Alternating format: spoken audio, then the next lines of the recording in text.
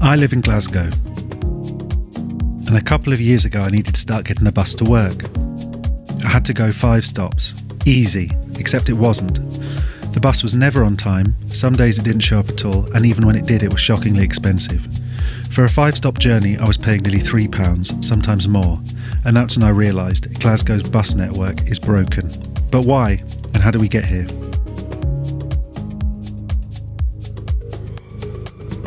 Glasgow's buses are unreliable. If you need to be somewhere on time, you can't depend on them.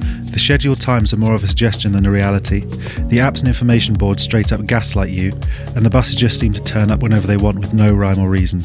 It's a system that fails its users every day. Talking of some of those users, let's take a brief look on the internet to see what they have to say.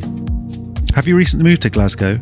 We don't have bus times, we have bus stops where you turn up and you can wait around indefinitely until something turns up. It might sound mad, but First Bus are very consistent. If you're late, they're early. If you're early, they're late. If you're at the bus stop, they are not. If you're looking to really properly understand the bus schedule, I'd encourage you to start a post-grad degree in theoretical physics. There is no timetable for buses in Glasgow, they just drive about. My favourite is when 3 buses show up on the app, maybe even showing on the map, and then poof, they've gone, vanished into thin air and never turn up. It's really not good when even a local councillor, Sakab Ahmed, has publicly called them unreliable and inadequate. Public transport should be something you can trust, but here it's a gamble, and for thousands of people, especially those without other transport options, this isn't just an inconvenience, it's a major barrier to daily life. Let's talk about cost. In Glasgow, it's an absolute rip-off. A single fare with First Bus, the biggest bus provider in the city, can range from £2.95 to £6.35. A day ticket, anywhere from £5.60 to £7.50. And if you're not sure which ticket to get, good luck. The pricing is confusing and inconsistent. Now let's compare. In Edinburgh, tickets range from £2 for a single to £5 for a day ticket. Simple and straightforward. In London, a single fare is capped at £1.75, unlimited transfers for an hour, and a whole day of travel is capped at £5.25. Again, easy and simple to understand. The comparison is stark, and I haven't even mentioned the various other providers in the city, the big 4 being First, Stagecoach, McGill's and West Coast Motors, all who have their own confusing and obscure pricing. Whilst they'll be quick to tell you about their Glasgow Tripper card that allows you to ride on any of the buses with just 1 fare, in reality this isn't promoted. It's run by a separate company, it's confusing, it's only valid on buses and not trains, and it's still expensive. Whilst all this is bad, the biggest rip-off, in my opinion, is the Glasgow Airport bus run and operated by First. And if you'll allow me a quick tangent, I need to vent about it. The airport bus is a direct service that connects the city centre to Glasgow International Airport, an 8.5-mile journey that takes 15 minutes by car. The airport bus costs £10.50 for a single and £17 for a return. That's outrageous, especially when compared to the other options. Take Glasgow's other airport, Prestwick. This is much further out from the centre at 31 miles. However, there is a direct train service that connects the city centre to the airport. It's a 55-minute journey by train or 40-minute by car. The train costs £10.50 for a single or £12.40 for a return.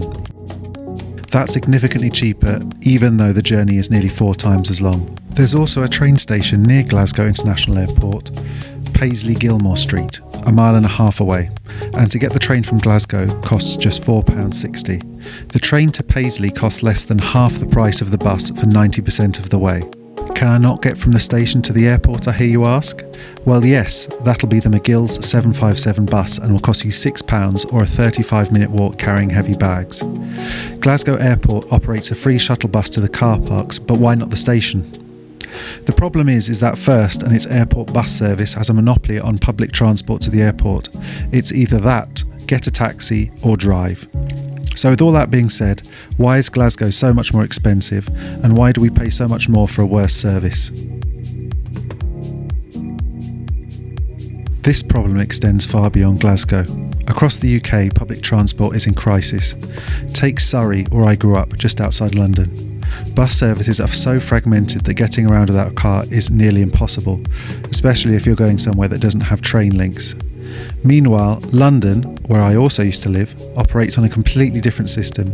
With its single transport network, integrated routes and daily fare caps, it's proof that public transport can work. Edinburgh, being just down the road, is another example with publicly owned buses that provide reliable, affordable service. So why is Glasgow and much of the rest of the UK stuck in a broken system? The answer, of course, is privatisation, but it didn't used to be like this. Before the 1980s, public transport in the UK was mostly publicly owned, but then came privatisation, the idea that competition would improve services.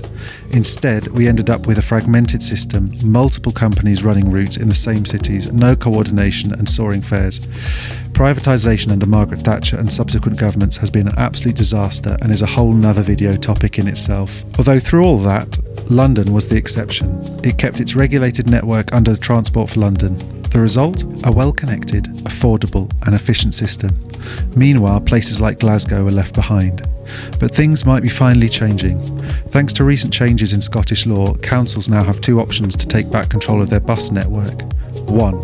Franchising. Similar to London's model, this would mean a single bus network where branding, ticketing, schedules and fares are managed by the city, while private operators bid to run these services under strict regulations. And 2. Full municipal ownership.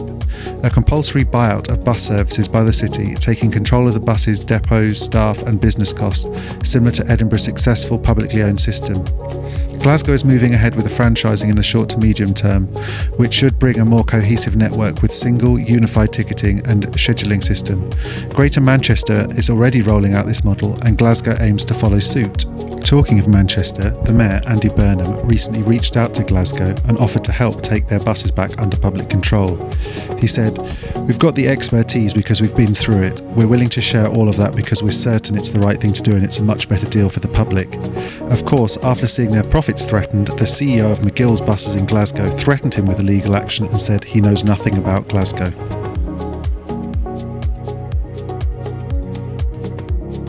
Fixing the bus network in Glasgow isn't just about ownership. There are other issues that make Glasgow's buses slow and inefficient.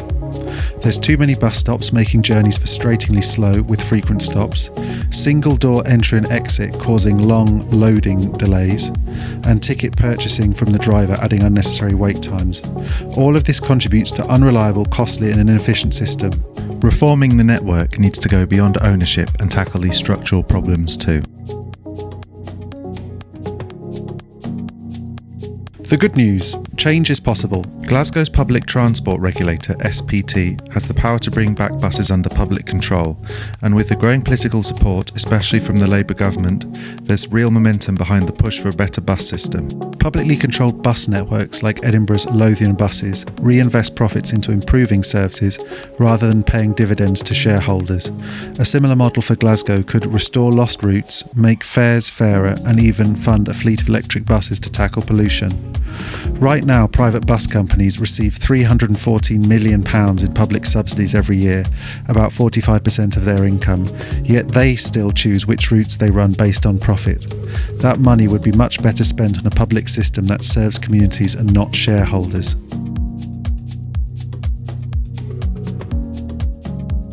Public transport should serve the people. It should be affordable, reliable and efficient.